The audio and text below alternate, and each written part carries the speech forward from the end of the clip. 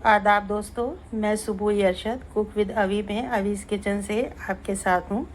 आज मैंने बनाए हैं मटन शामी कबाब। ये शामी कबाब आप देखिए बहुत गोल सुनहरे रुपहले बढ़िया से सिके हुए हैं। अगर आप इनको और खरा करना चाहें तो खरा कर लें, हल्का सेकना चाहें तो हल्का कर लें, और आधा कच्चा पक्का करके रखना चाहें तो वो भी आप अपने फ्रीज़र में रख सकते हैं बनाने के बाद। क्योंकि इसमें प्याज पड़ी है तो इसलिए कच्चा कीमा आप सेव ना करें। और ये चूँकि कीमा भी, दाल भी, मसाले भी पके होते हैं तो ये ऑलमोस्ट कुक होते हैं। कबाब देखिए कितना अच्छा इसका शेप है। अगर शेप बिगड़ जाए तो ज़रा सा प्लेट में ऐसे करिए तो ये वापस आ जाएगा। इसको हमारे चैनल पे जाइए और इसको क्लिक करिए लिंक को और उसको व्यू करिए, और इसको पूरा देखने के बाद आप अपना कमेंट, अपनी कीमती राय मुझे दीजिए और बताइए, फीडबैक दीजिए। और ये नींबू प्याज डालकर बढ़िया सा इसको खाइए और मुझे अपनी दुआओं में याद रखिए। आपके सपोर्ट के हम बहुत आभारी रहेंगे।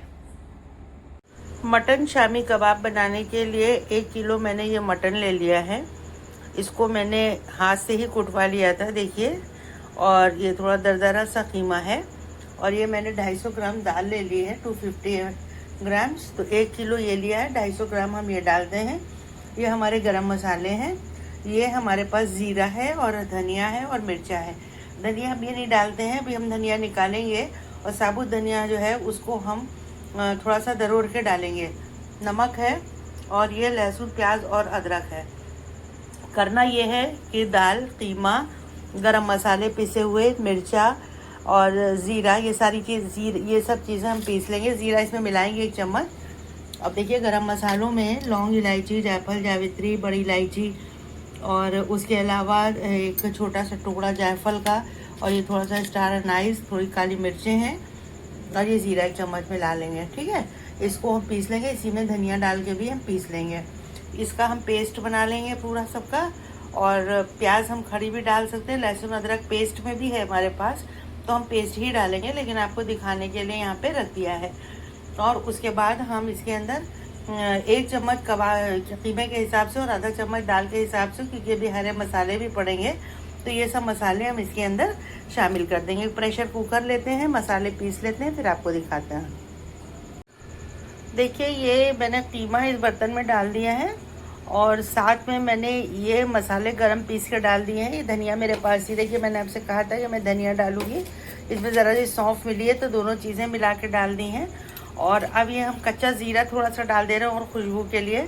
ये थोड़ा सा लाल मिर्च रंग के लिए डाल दे रहे हैं, और हरे मिर्चें वैसे डालेंगे। अच्छा, अब ये प्लेट आप देख रहे हैं, लहसुन अदरक पीस लिया और प्याज मैंने काट लिया है, तो इसको भी इसमें शामिल कर दे रहे हैं। ठीक है, अभी इसका पेस्ट छुड़ाते हैं। और अब हमको पानी इसमें नहीं डालना है, तो ये पानी जो है इसको कम कर दे रहे हैं इधर किसी चीज़ में, क्योंकि कीमा फ्रेश धुला हुआ है। तो देखिए ये पानी बस ज़रा सा है, तो ये दाल भी हम इसमें पलटे दे रहे हैं। ठीक है, और अब इसके बाद ये सारी दाल पलटने के बाद अब हम इसको थोड़ी सी देर खुला पकाएंगे। और इसमें भी बचा हुआ है, इसी में बस ये पानी जो है हम शामिल करते हैं थोड़ा सा, और पानी को शामिल करके बस इतना ही पानी, जितना ये देखिए ज़रा सा बस ये आ जाए, इसी तरह से थोड़ा सा हल मिल जाए ये। और ये वाला पानी जो है बस हम इसमें लहसुन वाला इतना शामिल कर देंगे, क्योंकि कीमा ताज़ा धुला हुआ है तो अभी ये बहुत पानी छोड़ेगा।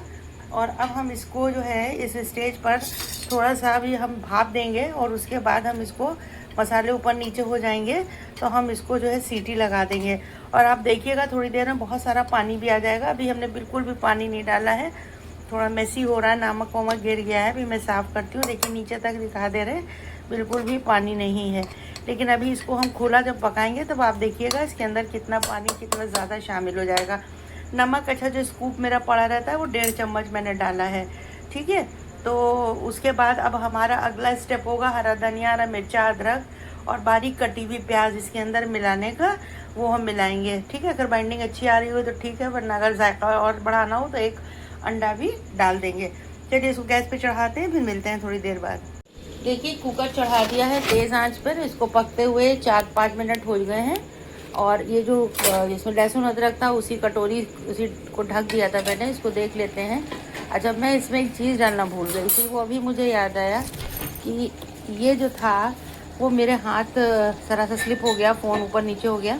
खैर बहरहाल मैं एक चीज़ डालना ये भूल गई थी। ये देखिए इसमें एक तो पानी अच्छा खासा है, देखिए मैंने बिल्कुल भी नहीं डाला है, लेकिन हमको इसी पानी में ये देखिए ढेर सारा पानी छूट गया है, इसी में ये गल जाएगा। थोड़ा सा हम चला देते हैं, नमक वगैरह मसाले, और जो आइटम भूल गए थे वो हमारे ये थे। हम ये कह रहे थे कुछ मिसिंग है, पकने लगा, थोड़ी स्मेल आ रही थी खाने की अच्छी सी खुशबू। तो अगर कोई चीज़ एक मिसिंग थी, शायद जो मसाले हम लोग ट्रेडिशनली डालते हैं उसमें कुछ भी मिस हो जाता है तो फिर जो है वो ख़राब लगने लगता है और टेस्ट जो है वो अपने आप लगता है कि कोई चीज़ इसमें कमी हो रही है। तो चलिए अब ये देखिए, इसको गैस हम धीमी फ़िलहाल कर दे रहे हैं और इसमें सीटी लगा देते हैं और फिर तेज़ करेंगे। अभी तो धीमी करके इसमें सीटी धीमा करके बंद करा है, करेंगे फिर सीटी लगाएंगे। फिर 2 सीटी आने के बाद इसको हम धीमा कर देंगे 15-20 मिनट के लिए, फिर हम इसकी गैस बंद कर देंगे। चूँकि ये वो कीमा है, ज़ाहिर है बोनलेस है, तो हड्डी तो इसमें है नहीं जो हमें कुछ गलाना है। तो ये भाप में ही ये पूरा पक जाएगा। बढ़िया सी भाप आ रही है, बंद करते हैं। फिर इसमें सीटी के बाद 15 मिनट पकाएंगे और उसके बाद ठंडा हो जाने पर आपको इसी शक्ल दिखाते हैं। देखिए कुकर को मैंने खोल के देखा था बीच में 20 मिनट के बाद, तो ये थोड़ी दाल टाइट थी, तो मैंने इसमें आधी प्याली से थोड़ा सा ज़्यादा पानी डाल दिया था। अब ये दाल गल गई है क्योंकि मेरी दाल बहुत ज़्यादा भीगी नहीं थी और बिल्कुल हल्का हल्का सा, देखिए पानी वैसे तो नहीं है लेकिन हल्का हल्का सा तीरा है। लेकिन अभी हम इसको पीसेंगे तो ये ठीक हो जाएगा। गरम मसाले सब पिसे हुए पड़े हुए हैं, बस इसके अंदर तेज़पात वगैरह जो है ये देखिए दिख रहा है, इसको हम निकाल लेते हैं। और प्याज, हरी धनिया और अदरक काट लेते हैं, नींबू काट लेते हैं और उसके बाद आगे आपको प्रोसीजर दिखाते हैं कि क्या करना है।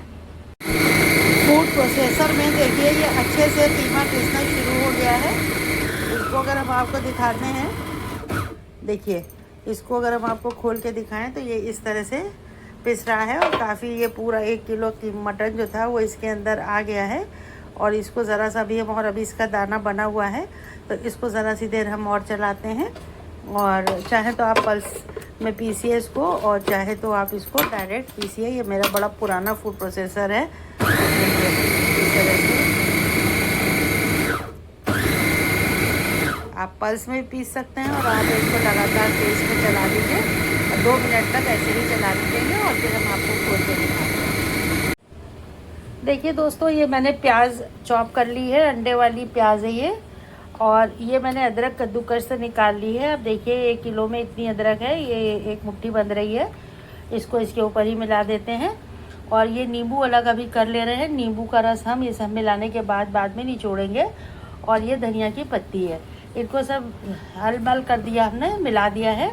और हरी मिर्ची हमने इसलिए नहीं डाले हैं क्योंकि अंदर काली मिर्च भी पड़ी हुई है। और इसके अलावा जो है देखिए इसको हम इस तरह से करके और ये करके ये यूँ निकाल रहे हैं और ये हमारा कीमा जो है सब बाहर आ जाएगा। निकाल के इसको साफ़ कर लेंगे, ब्लेड को थोड़ा बहुत जो लगा हुआ है देखिए कहीं पे ब्लेड में चिपक नहीं रहा है और ये बिल्कुल आटे की तरह लोचदार और मुलायम और लचीला हो गया है। अगर हम पूरा उठा के भी पलटें तो आप देखिए ये पूरा आ गया है, थोड़ा बहुत ज़रा सा लगा है। तो इसको हम अपने हाथों की मदद से या स्पैचुला ले लीजिए अगर हाथ आप नहीं लगाना चाह रहे हैं, लेकिन क्योंकि खाने में तो हाथ लगाना ही पड़ता है भाई, तो उसी का जायका होता है। और अब हम इसके अंदर ये नींबू जो हैं चारों के टुकड़े निचोड़ देंगे क्योंकि इससे इसका जायका बहुत दोबाला हो जाएगा। ठीक है, अब इसके अंदर और कुछ मिलाने की मज़ीद ज़रूरत नहीं है। हरी मिर्चें आप चाहें तो और चटपटा बनाने के लिए डाल सकते हैं। और इसके अलावा इसके अंदर अगर ये टिक्कियाँ नहीं बनती हैं तो बहुत से लोग अंडा भी डाल देते हैं, तो आप चाहें तो इसमें अंडा भी शामिल कर सकते हैं। और इस तरह से ये आपका पूरा बनके ये तैयार हो जाएगा इसका। फिर इसकी टिक्कियाँ भी बनाते हैं, नींबू निचोड़ लें, टिक्कियाँ इसको गूँथ कर पूरा टिक्कियाँ बनाते हैं और फिर आपको से मिलते हैं। मटन शामी कबाब के सारे स्टेप्स कंप्लीट हो गए हैं। अब देखिए प्याज इसमें भी दूर दूर दिखाई दे रहा है हमको, तो हम इसको ऐसे ऐसे मसलते हुए, हर कबाब का एक उसूल है कि उसको थोड़ी देर तक ऐसे ऐसे चलाते रहना चाहिए जिसकी वजह से मसाले ठीक से मिल जाएं, नींबू का रस मिल जाए, नींबू भी मैंने 2 डाल दिए हैं, अदरक मिल जाए और ऐसे गूंदते हुए इसको हम थोड़ी देर तक इसको चलाते रहेंगे। फिर आप देखिए इसका टेक्सचर जो होगा वो आटे की तरह ये मुड़ने लगेगा। ये देखिए जैसे सिमट रहा है, ये गीला नहीं है, तो ये हो जाएगा। अंडा हम इसलिए नहीं डालते हैं कि अगर अंडा डालेंगे तो फिर हमें बहुत देर तक उसको तलना पड़ेगा क्योंकि अंडे में इन्फेक्शन हो सकता है। कभी अंडे के अंदर कोई सही अंडा नहीं होता है और हमें पता नहीं होता है और उससे पेट दर्द वर्द हो सकता है। तो फिर अंडा अगर हम डालेंगे तो हमें घंटों तलना पड़ेगा। और ये कबाब डाइटिंग के लिए भी बड़े अच्छे होते हैं, जो प्रोटीन रिच डाइट लेते हैं तो उनके लिए ये इसलिए अच्छे हैं कि ये तो सब पक्का पकाया है, दाल और कीमा, बस हमें सिर्फ इसको कलर देना होगा। तो इसको हम 2-4 मिनट अभी रखते हैं, हाथ पाथ धोते हैं, साफ़ करते हैं, तवा निकालते हैं, फिर हम इसको जो है इसको टिक्कियाँ बनाएंगे और तलना बताएंगे। आप चाहें तो सारी टिक्कियाँ एक साथ बना के बैठ के आराम से एसी में, कूलर में, पंखे में, ड्राइंग रूम में, जहाँ भी समझ में आए, डाइनिंग टेबल पे बैठकर आराम से इसकी टिक्कियाँ बना लीजिए और फिर जितनी ज़रूरत हो उतनी तल लीजिए। बाकी एक ट्रे में करके फ्रीज़र में रखिए और जब वो फ्रीज़र में जम जाएं अलग अलग टिक्कियाँ तो फिर उनको एक थैली में डाल के और उसको स्टोर कर लीजिए। जब ज़रूरत हो थोड़ा सा माइक्रोवेव कीजिए या थोड़ी देर पहले निकालिए और बढ़िया सा बनाइए। देखिए बिल्कुल सब सिमट रहा है, कहीं से भी कोई कीमा फैल नहीं रहा है। तो इसको 1-2 मिनट छोड़ देंगे ताकि ये प्याज थोड़ा सा मुरझा के इसी में नींबू वगैरह के साथ अदरक वगैरह का मज़ा इसके अंदर अच्छे से छूट जाए। अभी हम इसको ढक दे रहे हैं 2 मिनट के लिए और उसके बाद हाथ वगैरह धोते हैं, फिर टिक्की बनाते हैं। देखिए ये मैंने थोड़ी सी टिक्कियाँ बना ली हैं, ये 16 टिक्कियाँ हैं और अभी आधे से ज़्यादा कीमा बचा हुआ है। कुछ टिक्कियाँ 8-10 मैंने तल दी हैं, तो 40-45 के करीब ये इसमें कबाब बन के तैयार होते हैं। तो अब ये मैंने ऑयल डाल दिया था इसमें और इसकी गैस धीमी कर दी है, बल्कि तेल ज़्यादा तेज़ हो गया है। तो इसको चाहें तो आप बंद करके पहले सारी टिक्कियों को डाल लें और उसके बाद जो है जितनी आ जाए तवे पे आराम से फैल जाए उतनी टिक्कियाँ हम डाल देंगे। और कबाबों को और अच्छा शेप देना चाहें दे दें। मैंने आपसे बताया कि हम अंडा किस लिए नहीं डालते हैं, अंडा हम इसीलिए नहीं डालते हैं कि हम तो इनको हल्का सा कलर दे के निकाल के और फ्रीज़ कर देंगे। या तो हम कच्चा रखें तो प्याज खट्टा पानी छोड़ देगा, और नहीं तो क्या है हम इनको हल्का हल्का उलट पुलट के कलर दे के और हटाते जाएंगे, ठीक है। और ठंडे हो जाएंगे तो फ्रीज़र में जब जम जाएंगे तो अंदर रख देंगे, जब खाएंगे तो दोबारा कलर दे देंगे। देखिए बस आप जैसे कलर देख रहे हैं ना, बिल्कुल हल्का, मैंने इसको यूं ही उलट पुलट दिया है, ये बिल्कुल हल्का देखिए कलर है, सीके नहीं है डार्क। बस हम इसी स्टेज पर इनको इसलिए उतारे ले रहे हैं इस तरह करके कि फिर अब जब ये हम इनको कुछ को हम फ्रीज़ कर देंगे। और इसमें सिर्फ हमने इसलिए हल्का सा सेक दिया है कि प्याज का कच्चापन जो है वो हट जाए। ये देखिए बिल्कुल आधे कच्चे पक्के से हैं, और क्योंकि कीमा तो पका हुआ है इसलिए ये फिक्र ना करिए कि कहीं ख़राब ना हो जाए, ठीक है। तो ये वाले हम देखिए इस तरह से निकाल दे रहे हैं। और ये रहा, मेरे आतिशबाजी बहुत हो रही है इस वक्त, और कुछ पता नहीं क्या नारेबाजी भी हो रही है। तो अब हम खैर इस स्टेज पर अपनी अपनी खुशी मनाने का तरीका है, शायद किसी के यहाँ शादी है या कुछ उधम हो रहा है नीचे। ये देखिए इस तरह करके इनको भी हम हल्के तेल में, वो वाला तेल थोड़ा ज़्यादा कर दिया था कि दोबारा हमें डालना ना पड़े। ये हम करीबन 16 कबाब जो है निकाल के फ्रीज़ कर देंगे आगे के लिए, टिफ़िन के लिए या सैंडविच बनाने के लिए या किसी भी तरह। और ये जो एक पर एक आ गए हैं इनको थोड़ा थोड़ा सा हम फैला दे रहे हैं ताकि ये जल्दी से ठंडे हो जाएं। और उसके ठंडे बिल्कुल जब ठंडे हो जाएंगे तो ये सेट हो जाएंगे। अभी थोड़ा सा गीले गीले लग रहे हैं। और उसके बाद हम इनको उठाकर एक पैकेट में या एक डिब्बे में फॉइल लगाएंगे, एक परत बिछाएंगे, फिर फॉइल लगाएंगे तो थोड़ा सा अलग उलट पुलट हो गया है, इसको टिक्की वापस कर देंगे ऐसे करके।